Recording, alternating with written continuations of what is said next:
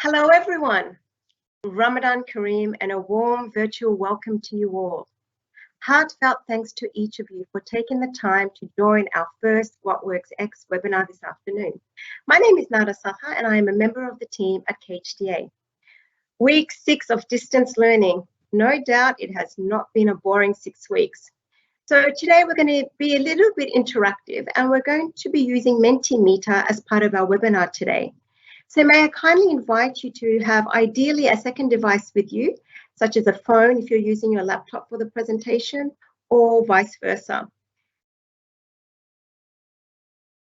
So I'll ask you now to log on to menti.com.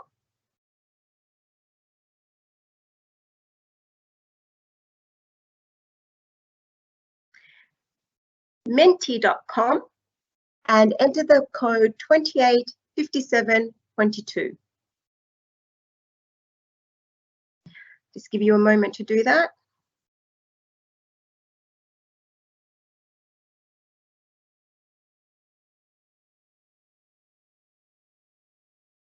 Okay, and once you've logged on,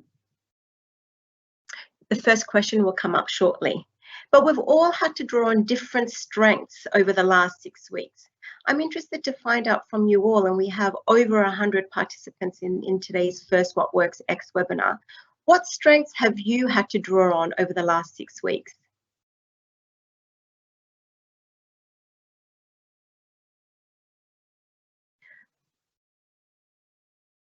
Please go ahead and enter those special character strengths that you've had to call upon over the distance learning period.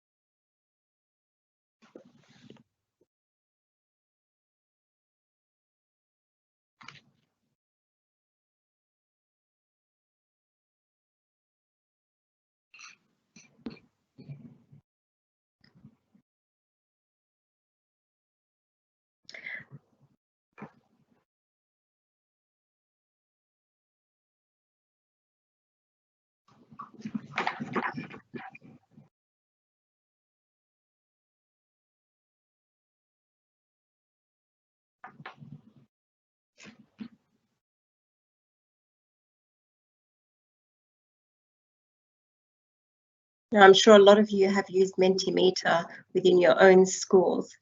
For me, it's something new, so I'm very excited to use this new tool. But what we can see coming through is patience, resilience, positivity, perseverance.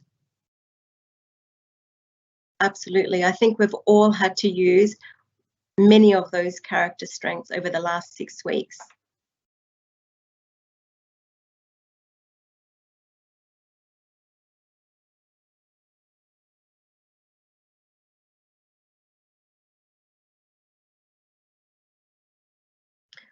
Wow, that's absolutely awesome.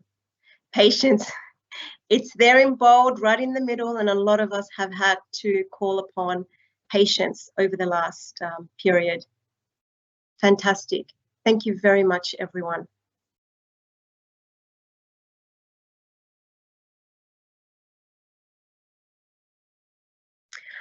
Okay, so let me now rewind to 2012. A movement known as What Works began and would come to change the culture of education in Dubai. It was a series of events that was anchored in a strength-based approach and was focused on collaboration. What Works X, which is where we are now, is the same concept. It's just the platform changes.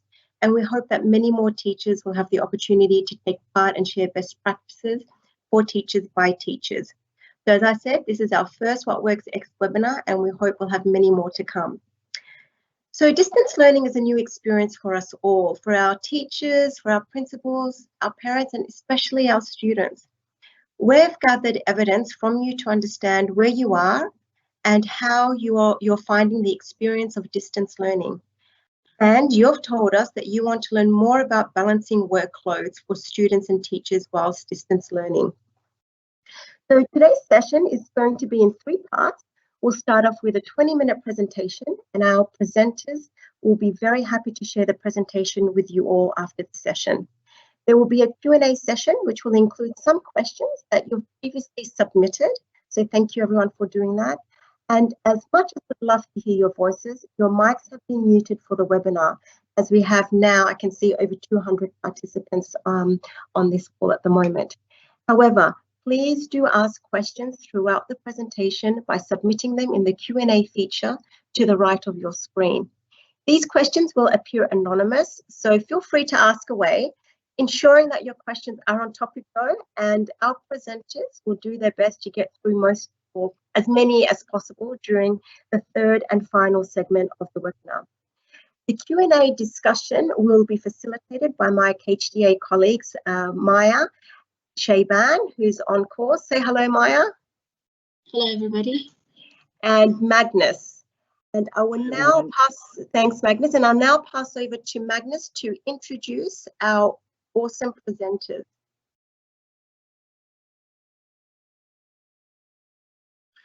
Okay, it is now my pleasure to introduce our presenters, Tammy and Lisa from GEMS, Dubai American Academy. Tammy Murphy is a highly experienced principal from the United States and has been a superintendent and CEO of this outstanding US and IB World School since 2017. Tammy is joined today by Dr.Lisa Ramshaw, her head of teaching, learning, and innovation. Tammy and Lisa have been very kind to put together a presentation which responds to the themes of workload and balance set in their own school context and their well-being thought through approach to distance learning. Getting the balance right between learning which is live, real-time, synchronous, anytime learning which is asynchronous is of course one of the keys to the workload issue. So on behalf of all of us, I'd like to hand over the word to Tammy and Lisa. Over to you first, Tammy.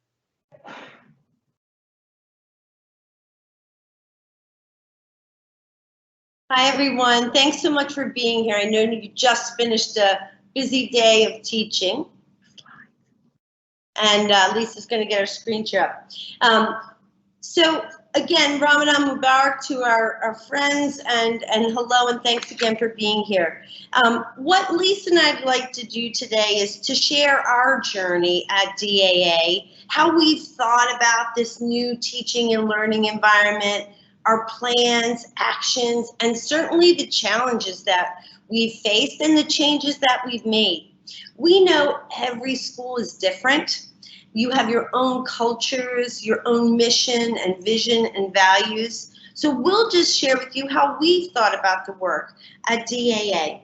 We haven't always gotten it right, I'll tell you that. But what we can say is that one trait, you said patience, and we would say agility, has gotten us through the changes over the last 6 weeks as we are relentless in having the best environment for our students, just like you. So I think it all starts with the power of a plan. And Lisa's gonna switch the slide. I'm not driving today, she is. So if a plan is so critical, and wherever you are in the journey, what's important is to really put down what does this new environment mean for your school, for your learners, for your staff. And I think that's the start to really balancing this workload question. We need to kind of say, in our context with our mission and our vision and what we want, how is this going to look in the new environment? It's the foundation to this new house. What's critical, though, with any of these plans, and this is something we certainly learned quickly, we developed a plan. We had time before we all were closed to kind of go walk it through with each division, discuss it with our teachers, make some iterations. But boy, when we got working in this new environment, we quickly learned that our plan had to have addendums and revisions. And I'm really proud to say that has happened, because we all had no idea what it was going to really be like. We've been upskilling ourselves every day in this new environment. And you need to continue to make adjustments. And that, to us, was one of the keys to workload and balance. being responsive and listening to our staff, our students, and our parents.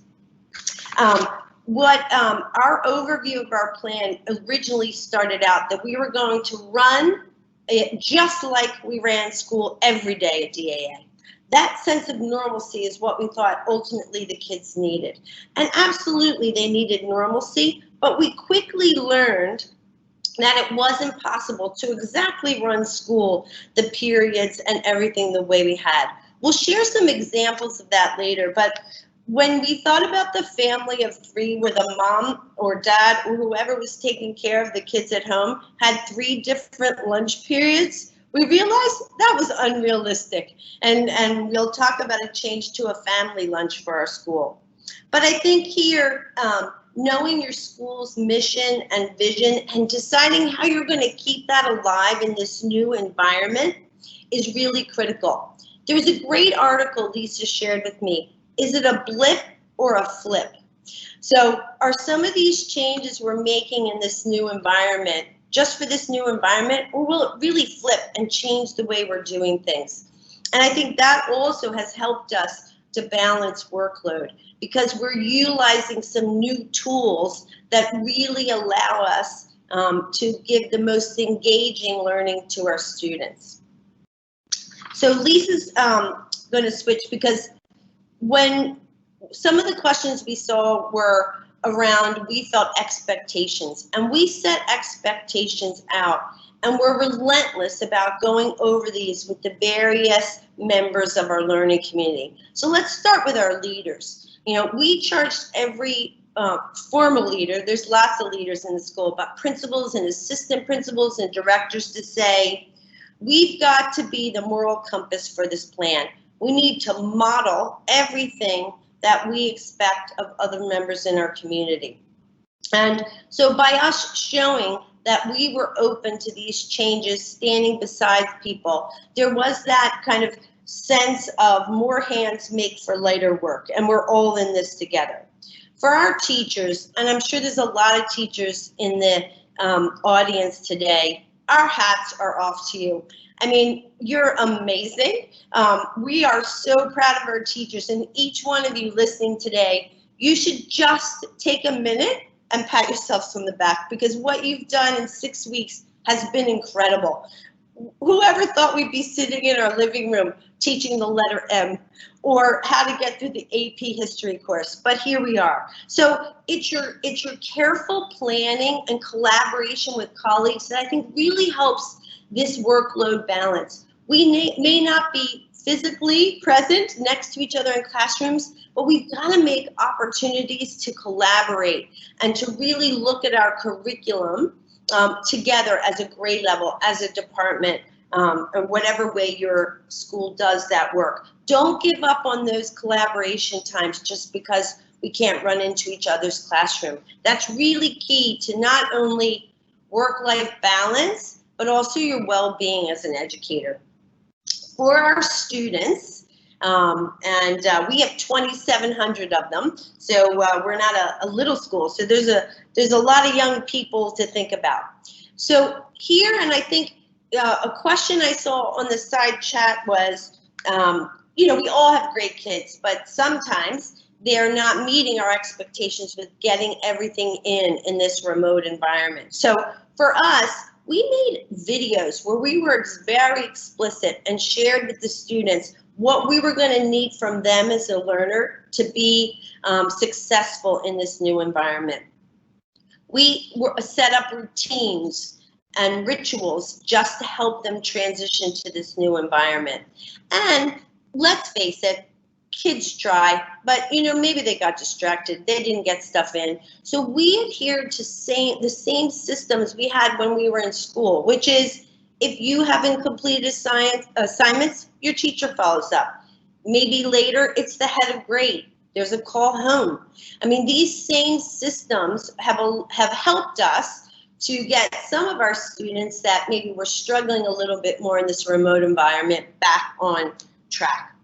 And to our parents, because I bet you there's many people in the audience that aren't also just educators, but parents, there's a lot of balls to juggle, right?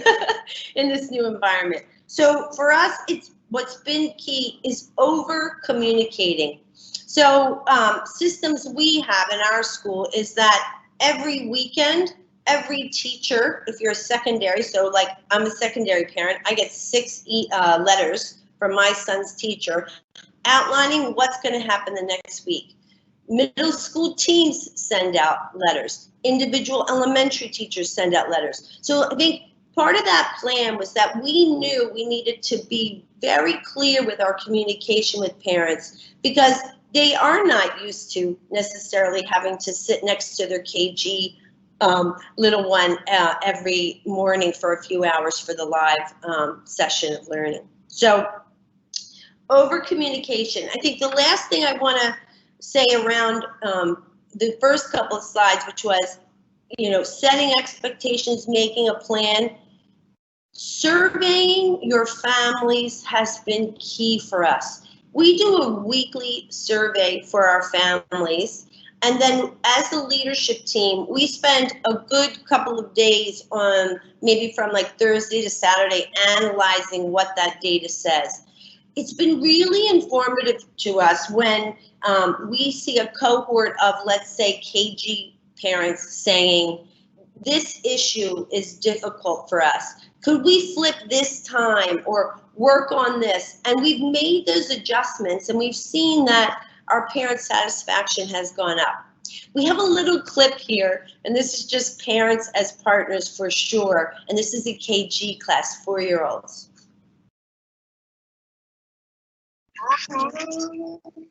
Zay, do you want to show them what you wrote now? Yeah, sure. He was writing his name. He can do it now on his own.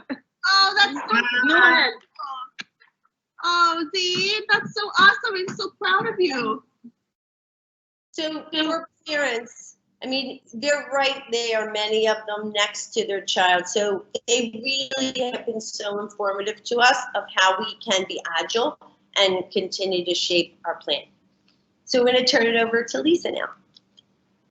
Okay, hi everyone. Just to kind of build on what Tammy was saying in terms of the plan, we really kind of drew out quite quickly in the process what our 5 strengths were of the remote learning provision. And these are them here. So our first one was really looking at high quality teaching and learning, and something that we do pride ourselves on. But that standards aligned curriculum really helped us, because quite early on our teachers revised scope and sequence. They remapped some of those standards and really drew out and prioritized those standards. So really looking at what the must-haves were for students to be able to progress to that next grade level, hopefully in September when we hopefully get back to normal. But kudos to many of you teachers in the audience today and the teachers that we have at DAA for their creativity and being innovative. We've been blessed with them, and that transition to remote learning has been relatively seamless, although I think every teacher in the room today and also our teachers at school have really felt that workload increase. And that's what we've tried to do, and I'll explain how we've tried to reduce that as time has gone on.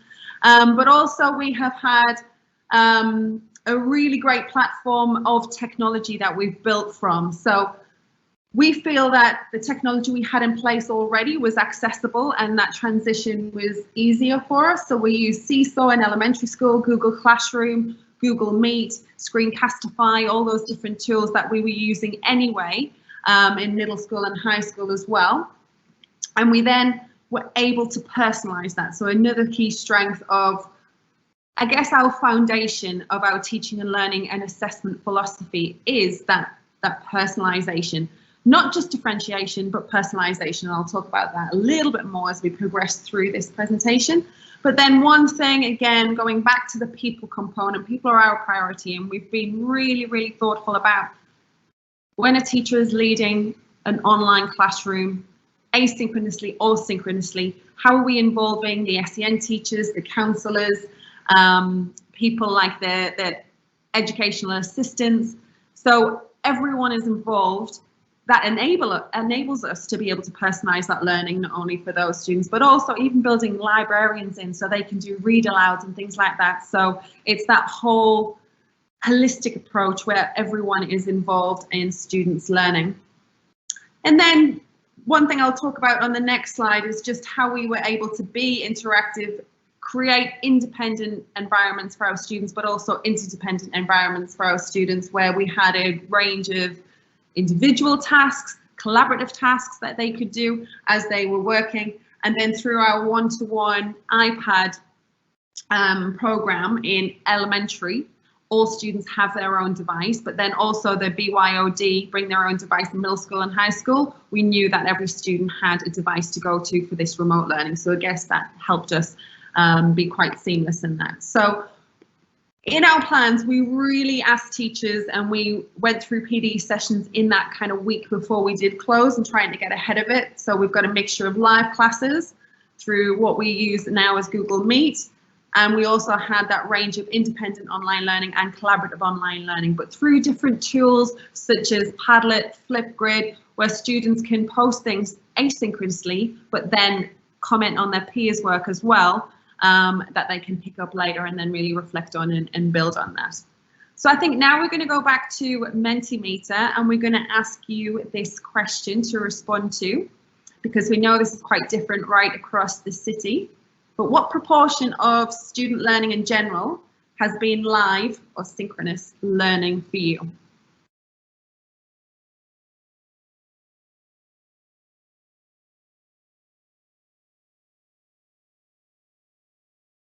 And we can see some of the results coming in live there.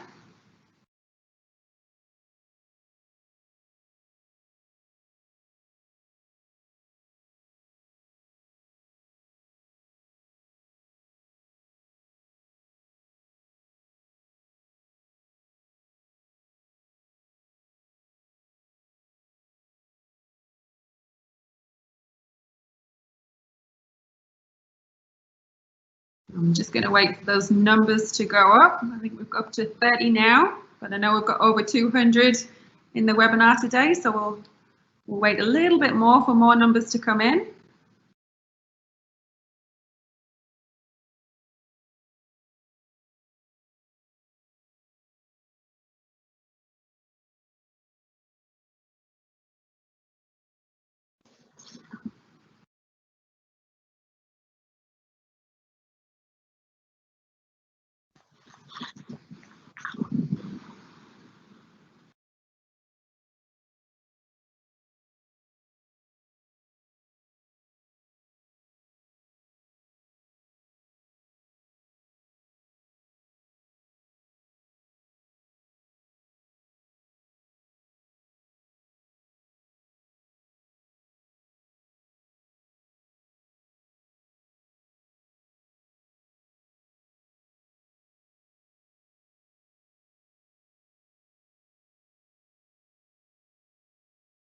Okay, I think we're going to stop there. There's a few more still coming in, but I think we see a pattern emerging in that the majority of you are above the 50% mark for sure, and there's that balance there. And then almost half of you are actually in the 75 to 100% of live lessons.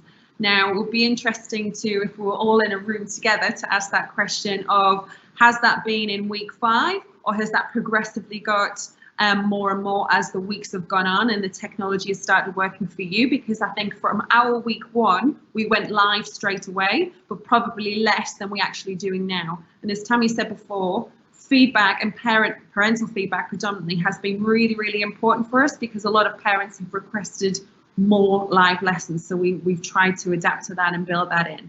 But we generally have a balance of synchronous and asynchronous, and I'll show you now in some of the changes we've made as we've gone through. So if we go back to the slide, I think it should be. Are we there? So some of the response that we've had from parents and students and the different changes that we've made are listed on this slide. But I'm actually going to... Sorry, Lisa, you might need to share the slides again. Sorry.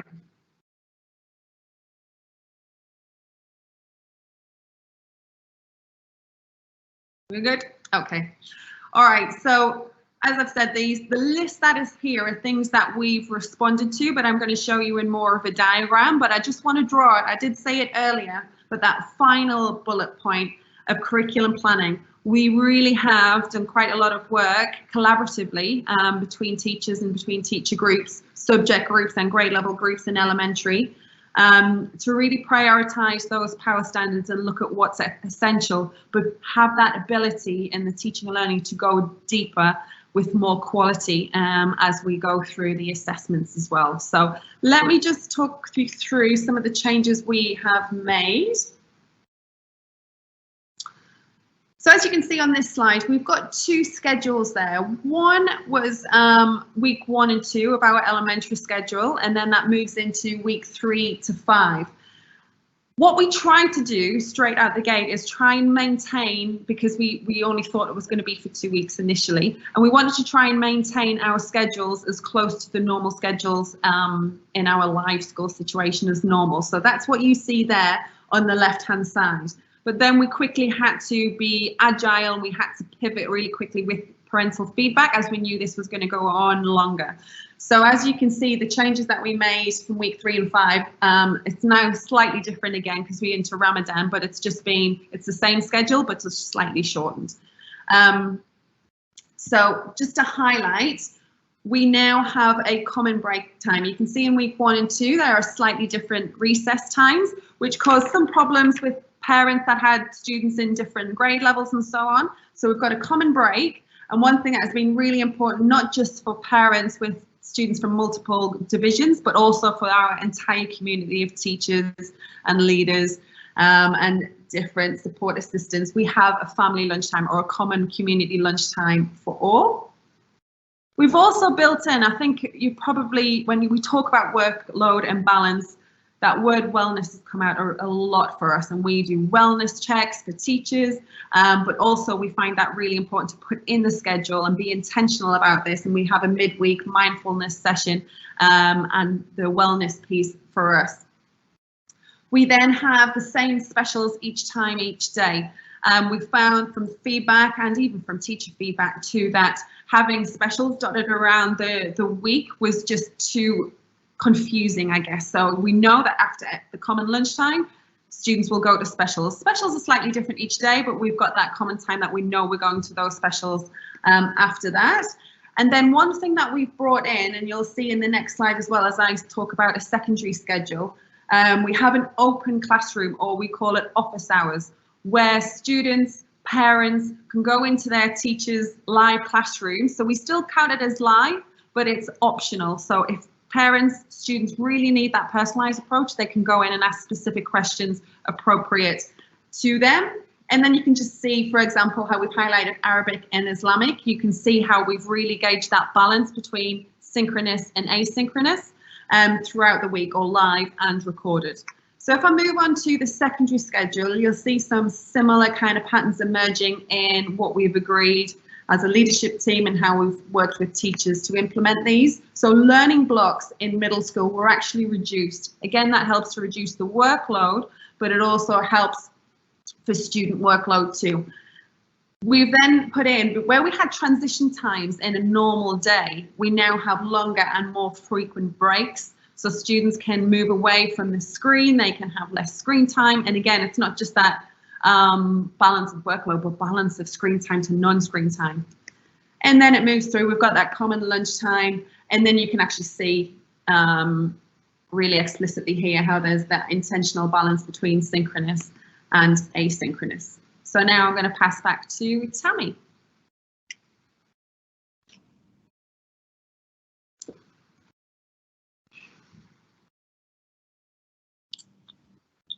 So I talked earlier about the importance to keep collaboration going, because I think that's key to all of our well-being, as well as really having an opportunity to think about workload and balance. So in our school, our senior leadership team meets every morning at 8:30. This really gives us a chance to kind of look at K through 12 themes or issues or concerns, or to make some planning now for things that we think need to happen K-12 in this remote environment. So an example of that is planning every week. What are we going to do for some fun for the kids? What's going to be for Spirit Week? This Thursday, we're going to see they're all going to wear their uniforms to online school. That's our theme this week. But what I think is critical here around monitoring and support is, like, let's look at some stats. So, for example, you can see in the week of April 12th through the 16th, we had 2,800 live lessons taught. But what I think is really important to see there is 84 lessons were observed by the SLT. Again, not in a judgmental way, but in a way of support. How can we know how to support our teachers, our students, or their families if we're not in there understanding what lessons look like in this remote environment? And you can see the week before it was a little higher at 103. And I just did the stats for the current couple of weeks, and I continue to see an upward trajectory, which is really good. That means that our leaders are in there understanding what apps are being used, what concerns do a teacher have maybe around, because sometimes is there a discipline issue where, you know, someone isn't actually performing at the expectation level we had? And I think that's a question we'll talk a little bit about later. So the other stats here, Lisa talked about the fact that for ES, we use the Seesaw platform. And I think here again speaks to how do you understand workload and balance, and that's communication. So our teachers had put up in this 1 week 22,000 items. What's critical there is that there were 5,300, a little more, parent visits. So this shows us that our parents are understanding what's happening online. They're commenting. Gosh, what? There was a little less than 20,000 comments on student work. And that also speaks to progress, which is really important for us to be monitoring and measuring in this environment. The next slide we wanted to share with you is a little something new for us, and we've been collaborating with some schools in our cluster. So we're an American school and we offer IB at the top. So we have a great little cluster of schools that I have the privilege to work with. And this year, I don't know about you, but you know, your seniors finish exams. And then, you know, it's May 1st and there's still some time until school's out. And what we did this year was develop a pre-university program for our grade 12 students. So this is one of those things that we maybe wouldn't have invented and really rolled out if we weren't in this remote environment. And it was really this final shift and change in workload for our seniors before they graduate, because they're going to get a little taste. There's so many amazing courses that the staff and through the GEMS network we've put into this platform, and of course from colleagues from our other schools. So how do you make a budget your freshman year? You know, a chemistry teacher knowing what they're going to face in their freshman year of college, running some seminars for that. So we thought this spoke to workload and balance, because you know your seniors, as they're ready to graduate, are excited about that, but then a little nervous about this big change. So this was a way to really help them gain some extra confidence before they headed out. This next slide, so we talked throughout this about different pieces of our plan, and then there's this beauty when it all comes together. And I think this is a perfect example of how you can still have some wonderful things happen that were a part of your school. The band playing a new song they would have rehearsed, you know, in the foyer for the parents on their way in, but we had to make it happen in a different way. So this is just a little glimpse of when it all comes together.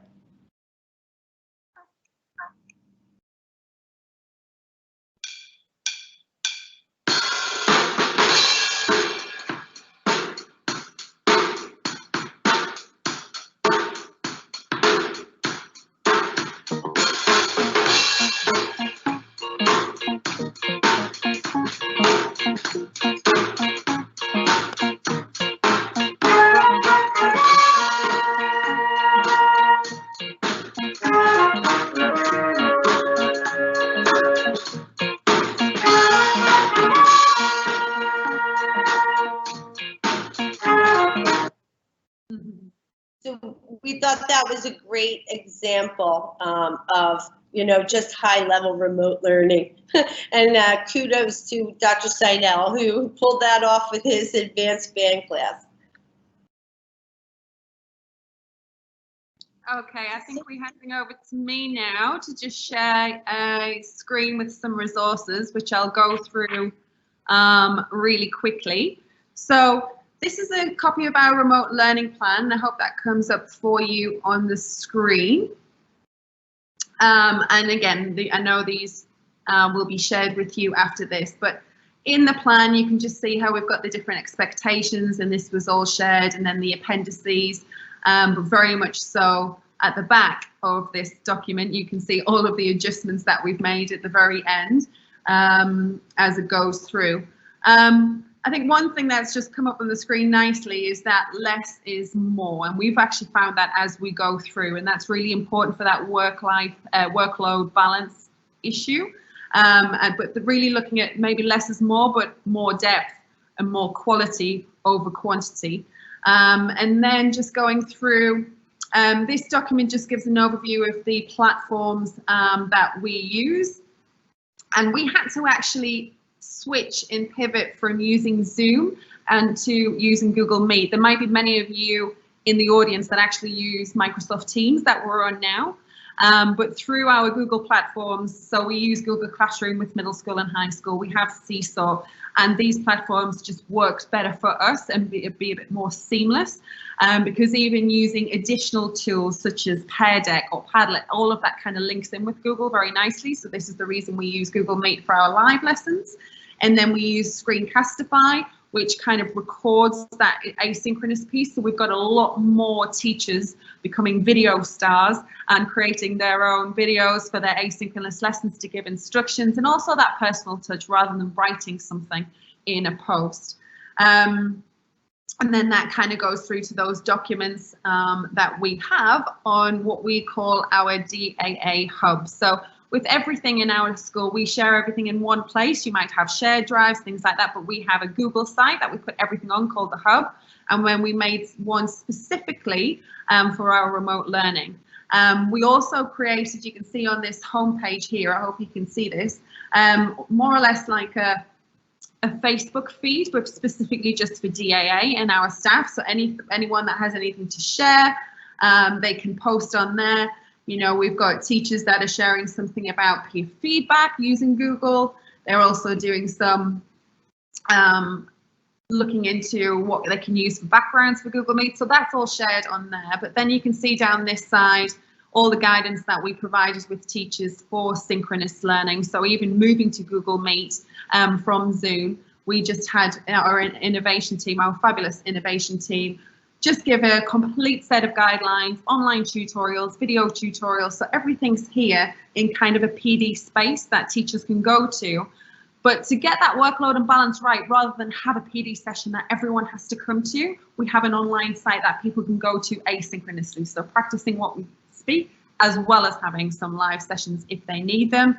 Then we have that asynchronous page, which just has some guidelines on how we use different places. So whether it's Seesaw, Google Classroom, Screencastify. And one thing that we really use, so we do map testing in an American curriculum school, and we use IXL that really helps us kind of draw alliances to the map data and assessment data, and then to all of these different apps that we use. And then just to share, we've got a video here. It is 4 minutes long, so I'm not going to share it all. So I'll just share a couple of clips. You'll see the KG1 class come up again, and then this teacher that you can see actually on the screen is our grade 7 maths teacher, and I'm just going to skip to her towards the end. So just give me probably a minute and a half and I'll share this. It's cheesy. We're going to start with, what is this say? What's this letter? That's right.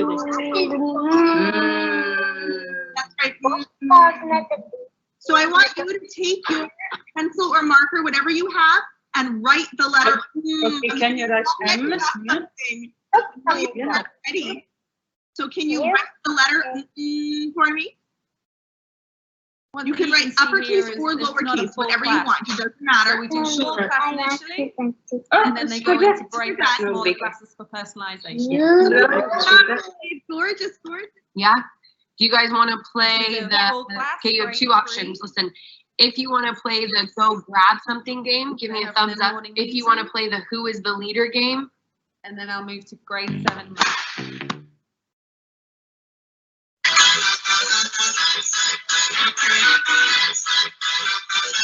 Y'all ready for this?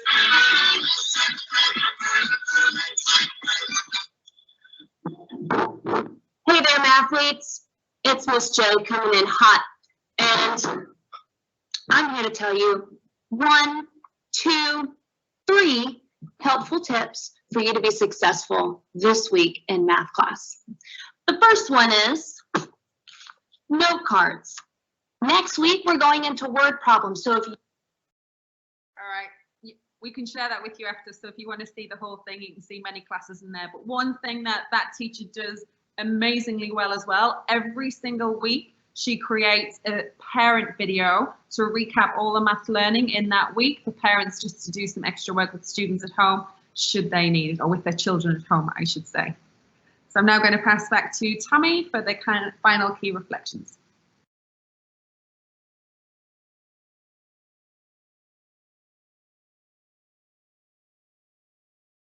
Oh, Tammy, you're just on mute. That's like such a rookie mistake, sorry. So some key takeaways for workload and balance, or our final thoughts are, it's kind of where we started. No matter where you are in the journey, developing a plan, it could be a school plan, it could be a plan for your grade level, the colleague that you work so closely with, because without that blueprint, I'm just not sure that any of us will end up where we want for our students when we end the year. And we think that's super critical because we want them to make as much progress in this environment as they would have sitting in our classrooms. But what has to happen in this environment is that we're continually agile and responsive.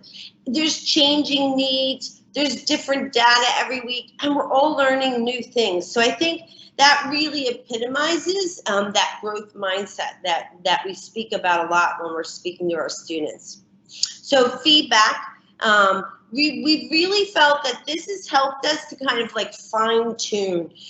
If we weren't with our ear to the ground for what kids were saying, young people were saying, 10th graders were saying, and really studying those trends, we do not feel we would have made as much progress as we had. And I think it speaks volumes as far as what a school stands for when you're open to feedback. It doesn't mean we change with every little thing someone says, but when there's trend data and powerful cohorts sharing the same message to you, then we have to kind of look at ourselves and see how we can adjust the plan. And I think in life generally and in schools, communication is always key. But in this environment, really I want to underscore bold, increase the font size. It really has to be multi-layered. So, I mean, for our school, I find for myself, our parents would rather watch a video for me on Thursday night than read a 3-page letter. Lisa made me laugh this morning when we were in our meeting because she always does these amazing teaching and learning updates. It has different color fonts, it's underlined, it has graphics, it's a beautiful piece of work. But she's been making these dynamic videos with like these fun little, it's amazing, like this little link will pop up or this little icon, and if you touch it, it takes you to the site. So, today she made me giggle. She said, I'll never read another teaching and learning update again. So communication is key. And it really can be, dynamic and should definitely be multi-layered. So we thank you so much for joining us. And again, we hope sharing our journey helped you to think about your work, or you'll give us some questions that we should think about. But I think now we're going to go to the question and answer period. That's absolutely right. Let me just get everything running. So we're now moving on to the question and answer section of this webinar. And as you all probably know, in the registration form that you all filled out prior to this webinar, many of you have submitted questions that we will now post to Tammy and Lisa. And I also just want to let you know that I can see on the right-hand side here that we're posting some live questions. So I'm going to try. I know we're a little stressed for time. We only have 50 minutes left, but I'm going to try and include some of the live questions as well in our session here now. But the first question I'm going to kick off is for Tammy. And the question is relating to impact on students. So, and I quote, "With every remote learning experience I hear about, I think about what is the equivalent to an in-class experience that we would normally have. So with distance learning, the opportunity or personalization has been great for some, however limited for others. What areas of a student learning has had the biggest impact to a daily experience that students have?" So if I pass this over to Tammy, please. Yeah, I think what we think about here is whenever there's a live lesson, what has really given us a lot of bang for our buck and is really personalization. So these flexible, small groupings, you saw a little quick example of a teacher who obviously was with some students that needed some help with letter M. And I saw in the chat on the side, you know, how do you do that for KG kids? And I think we've stayed true to our big curriculum power standards, but then allowing some of these things to not be online. So there may be a lesson where we're talking about the big objective, but then for the little guys especially, because there's a couple of questions for KG, allowing them to get offline and still using hands-on creative activities to meet those goals. And then for us, maybe they upload it onto Seesaw, a video of what they made. So we think that that allows them to keep working on their fine motor skills and their number work and research and individual projects.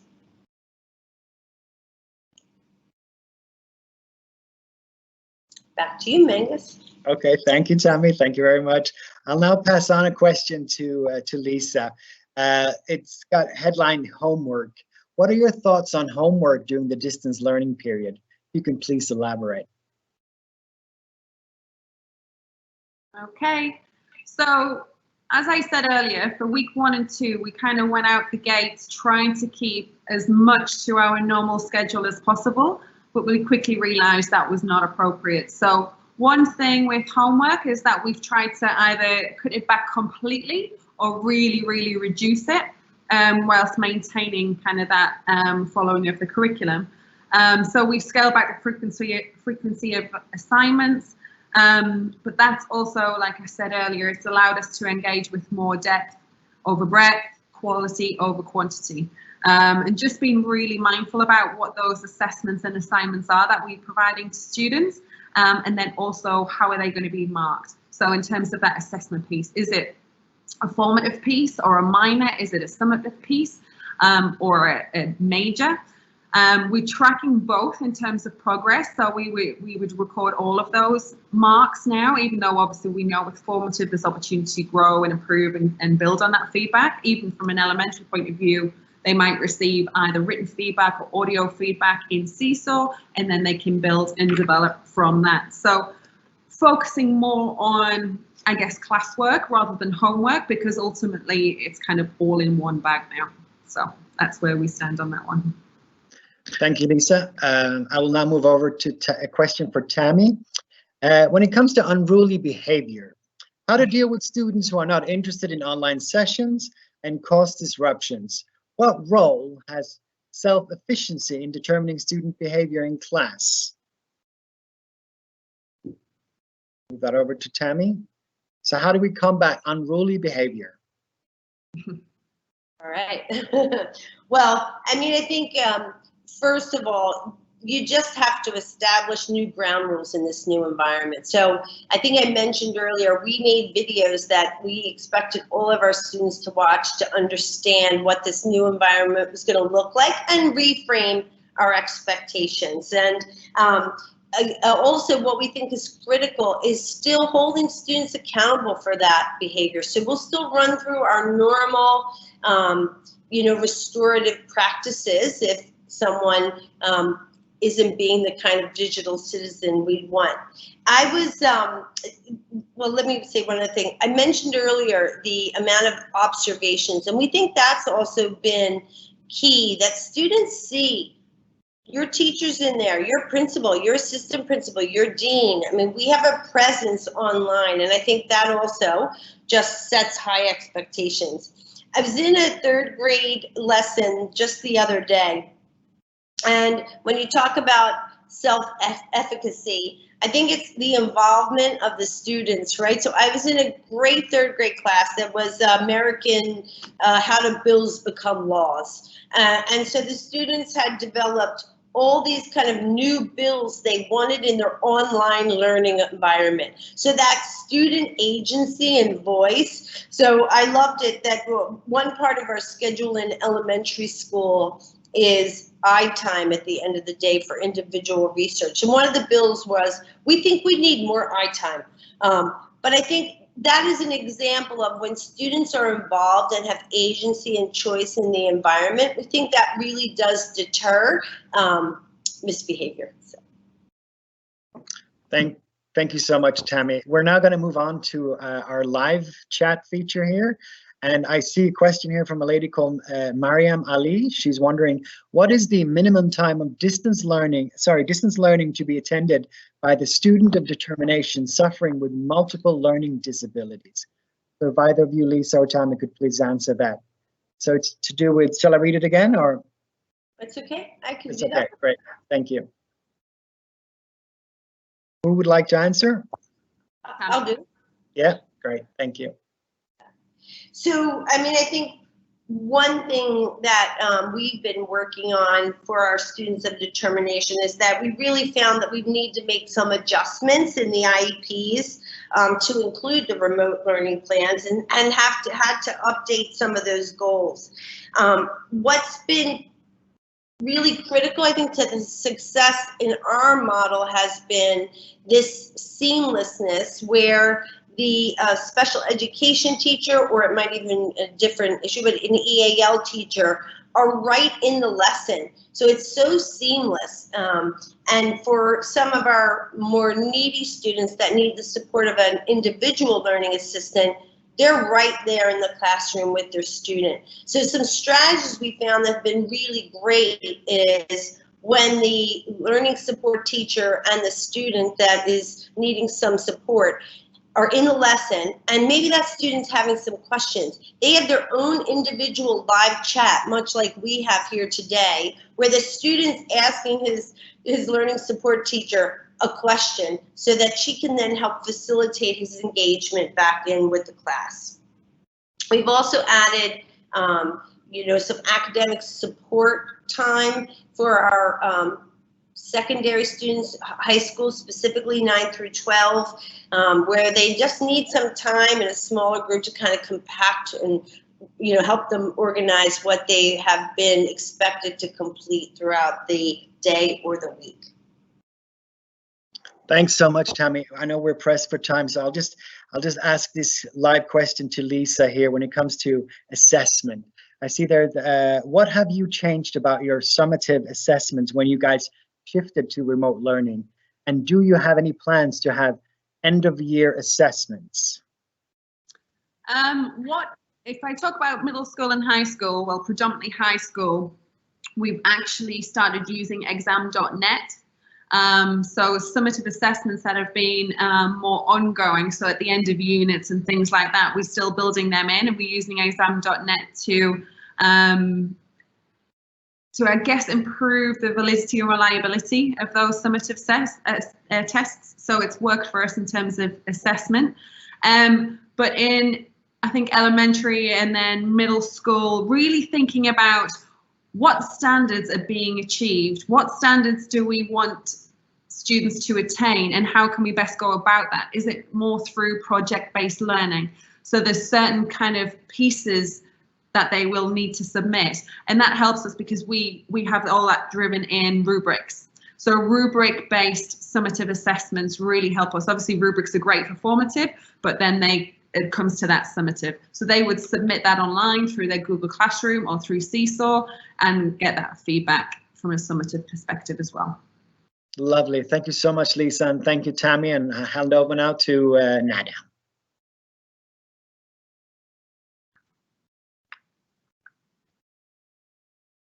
I think you're on mute, Nada.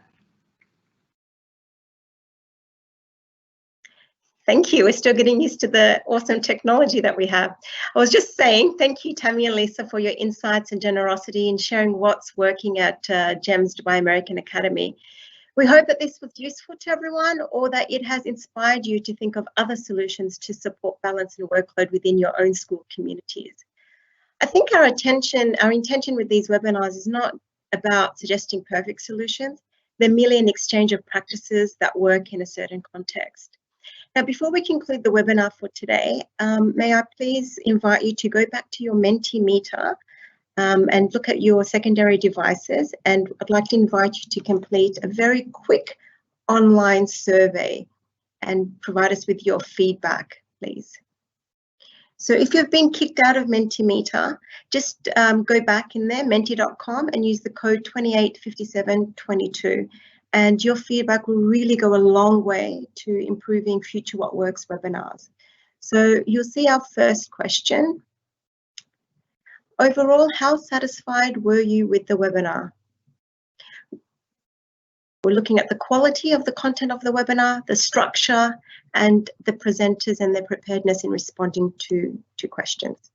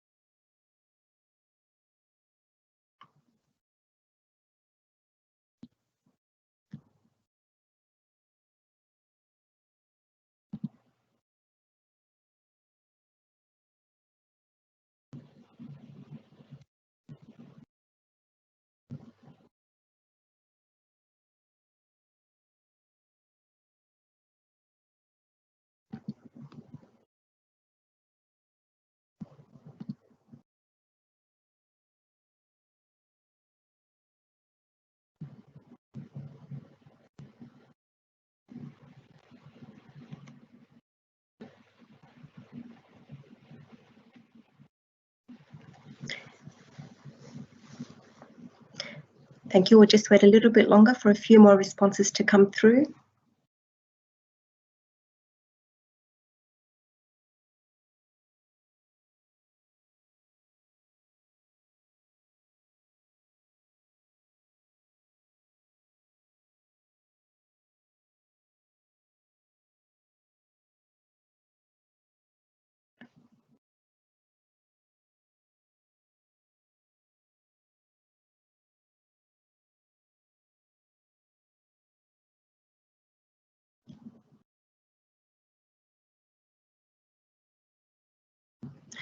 Okay, and we'll move on to the next question, but if you're still answering that, you may continue responding to that question as I move on to the second one.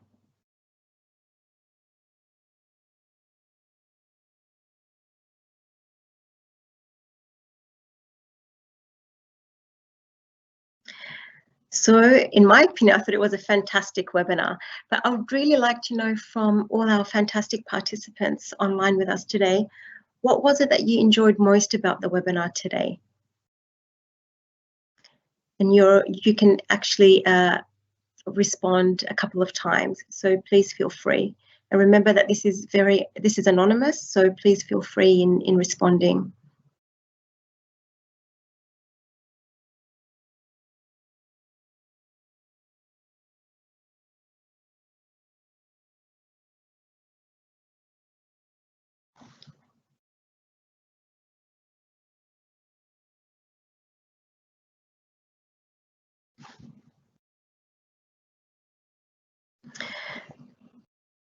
So we've got some comments coming through. It was informative.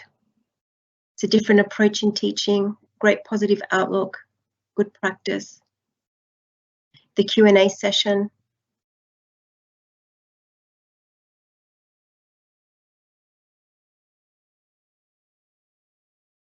the calmness and openness of the presenters. Thank you. We can see a lot of positive comments coming through on that.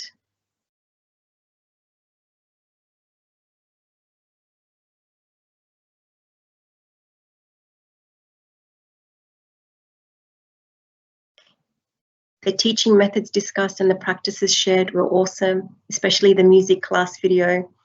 So kudos to those students. Helpful tips on timetabling. And we've got a lot of feedback here that the Q&A session was particularly helpful. Thank you so much, everyone, for that. We'll just move on to the next question. So now that you've listened to this webinar by the presenters, what will be the first thing you plan to do to address student distance learning workload following this webinar?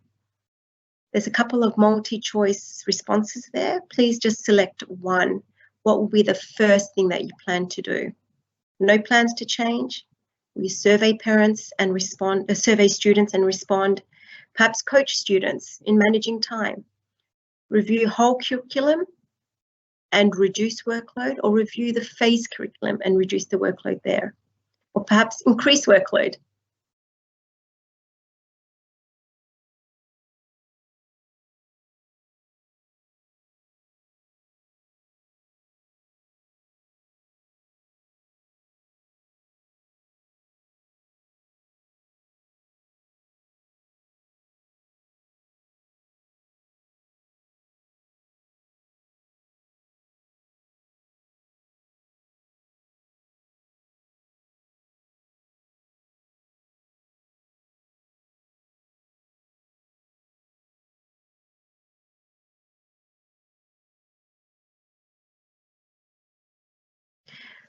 So we can see a lot of people on the call are keen to go back to students and get their feedback and then respond to that.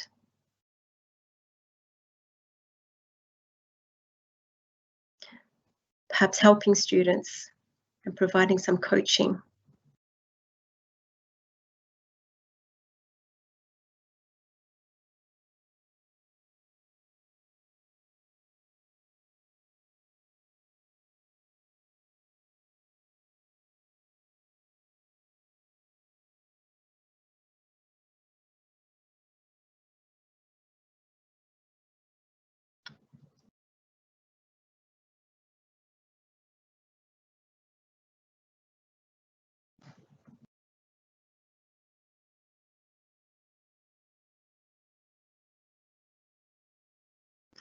Okay, I'll just move on to the next question as I'm mindful of the time.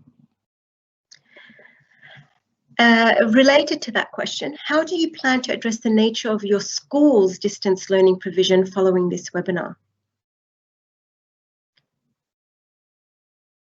Again, there are multiple choice responses, no plans to change, perhaps engage staff in strategic evaluation and review of distance learning, perhaps increase the time of synchronous distance learning, or perhaps decreasing synchronous distance learning. Or perhaps it's about engaging additional staff to support with distance learning provision. How will your school address distance learning provision following what you've learned in this webinar?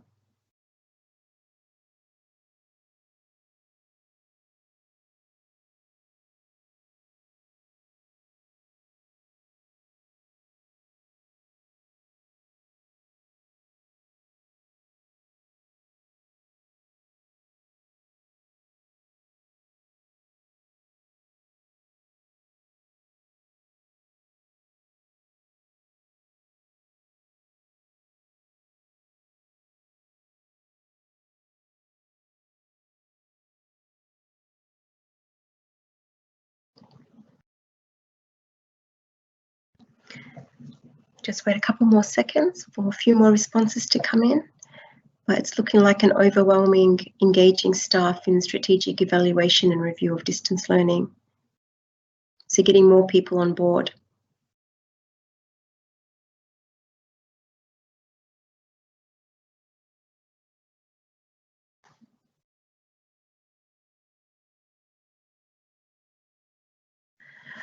Okay, now would love your help. So this was our first What Works X webinar. What topics would you like featured in future webinars during the distance learning period? We've got a few categories there for you to select from.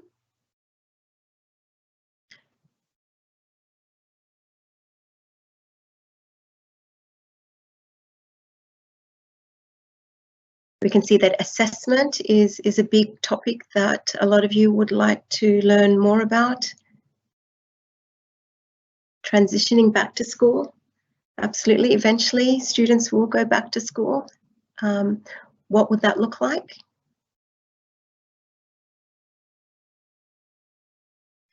And well-being, a topic very close to my heart, is also a very important topic.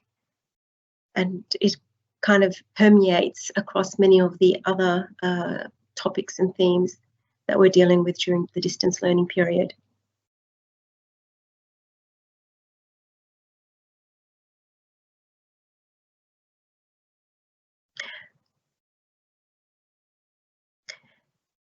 But assessment is, yeah, overwhelmingly one of the more popular topics, and areas where schools need perhaps some assistance with. How do we move to online assessments, or whether we need assessments at all? Okay, that's fantastic. Now, a couple of you chose other. For those that did choose other, or those that would like to expand further on topics, what other topics would you like to see covered on the What Works X platform? We had a category there for well-being. What particular aspects of well-being would you like to see covered? Is it teacher well-being, parent well-being? Perhaps just be a little bit more detailed in your response here. And feel free to submit more than one response.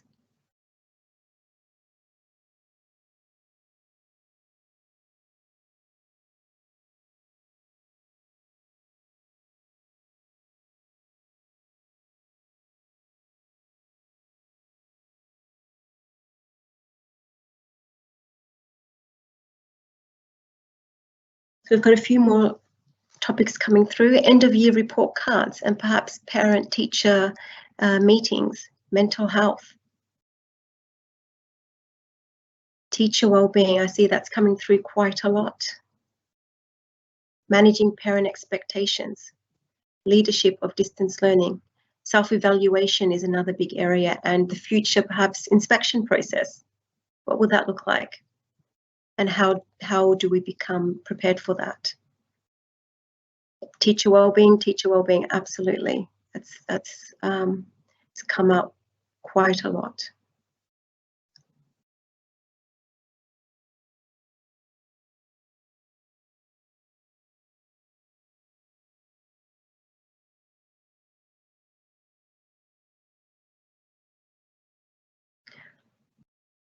Wow, 50 new suggestions. Thank you so much, everybody. That's fantastic. That's really, really helpful. And will help guide us in selection of topics for future What Works X webinars. The role of TAs during distance learning.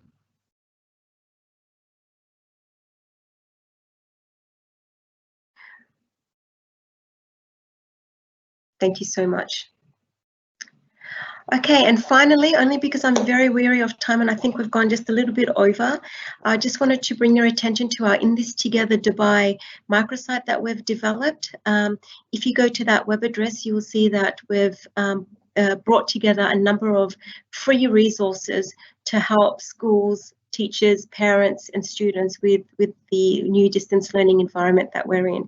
So there's a lot of resources there around well-being, tech tools, professional development. So please feel free to check that website out. Also on the same website, you will find a list of future What Works X webinars that will be listed there. And yeah, please feel free to have a look. We're slowly uploading those new webinars online, so please be patient. But over the next week or so, you will see links and registration links for you to register for those particular webinars. And I'd like to leave you with this. I think it summarizes things quite well for all of us, and particularly for our awesome teachers. I will teach you in a room. I will teach you now on Zoom. I will teach you in your house. I will teach you with a mouse. I will teach you here and there. I will teach you because I care. So just do your very best and do not worry about the rest. That's from our good old friend, Dr. Seuss. And with that, again, I'd like to echo the words of Tammy earlier. Thank you to all our awesome teachers, our educators, our assistants, the leaders in schools, principals. You're doing a fantastic job. Keep it up, but do take care of your own well-being as well. And for now, thank you very much. Ramadan Kareem to you all, and goodbye. Be safe. Thank you very much.